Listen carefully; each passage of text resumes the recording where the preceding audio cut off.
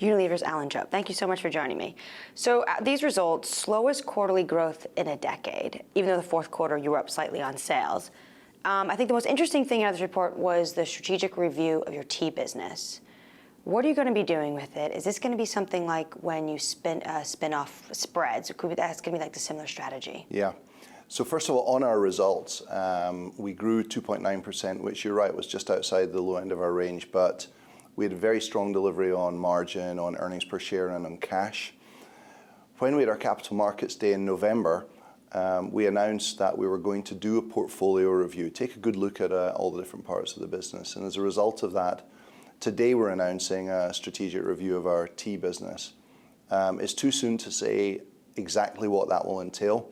And what this does really is gives us a kickoff point to conduct that strategic review. And what is the size of this tea business? It's just under $3 billion. So is this one of your purposeful brands, or that you would, I know last year you said that you would be willing to look at some of these brands without purpose to get rid of. Is that what this is? Is it different? The reason we're having a look at tea is we've built a very nice green tea and herbal tea business, but we have a big black tea business, including in the developed markets, which for a long time now has been a structural drag on Unilever's growth. And as we've said many times, our number one priority in the business is accelerating growth sequentially. And we just feel that tea might be better managed or owned in a different structure than it's in today. I want to ask you about the coronavirus. In the report, you say you see no impact yet. Asia is a huge market for you. What action are you taking, though? What has been the conversations you have the past week, and is it already hitting your supply chains at all? Yeah, well, coronavirus, of course, very serious, and our absolute first priority right now is to look after our people. So we've stopped international travel to and from China. We've restricted travel within China. We're also working with the Chinese authorities on public health and hygiene. It's far too early to tell really the impact on our business. What we'll see over the coming weeks is what trajectory the disease takes, and we're right in the middle of Chinese New Year.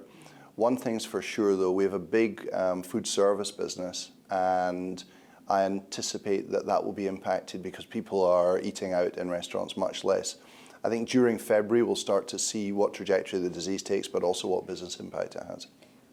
In terms of your supply chain, any nervousness there that is directly impacted? Yeah, so we've got about 4 weeks of raw material supply, and we also are continuing to run some parts of our factories even through the Chinese New Year to keep producing some of the hygiene products that might be particularly important. So again, it's too early to say exactly what the full supply chain impact will be.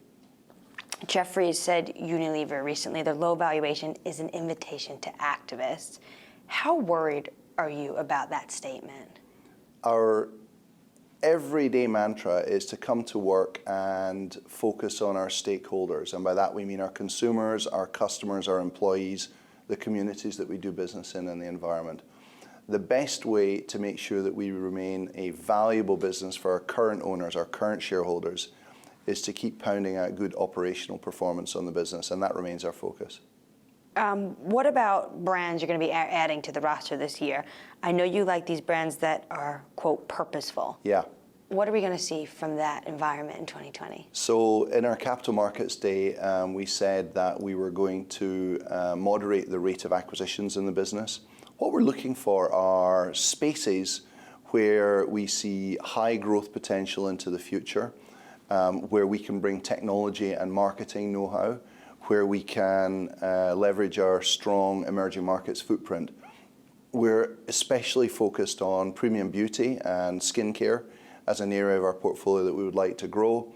And we're quite excited about the progress that we're making in that overlap between personal care and health and well-being with products like vitamins, minerals, and supplements. So expect to see our inorganic activity more in those types of spaces. What about these non-purposeful brands? Who could be potentially up on the chopping block this year?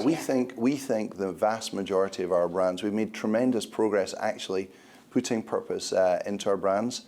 And so I think that narrative is going to die down as more and more of our brands find how they can make a positive contribution to society and the planet. And for you, what products this year that you might debut that you think will be huge drivers for sales? Right. Yeah, innovation. Yeah. So a couple I would call out are in our foods business, anything that is vegan is doing very well. And as we were discussing, our vegan ice cream, our vegan mayonnaise, our plant-based Knorr products seem to be doing very well. In personal care, we've got some significant technological innovation. We've got some new Dove products that work with the human microbiome. We've got some patented breakthrough technology in antiperspirants that we're launching in our clinical ranges. And then home care is a good example of where we're tackling the plastics challenge. So with concentrated eco refills, and we're making much heavier use of post-consumer recycled plastic. I think so those are some of the trend areas for our innovation that will be important this year.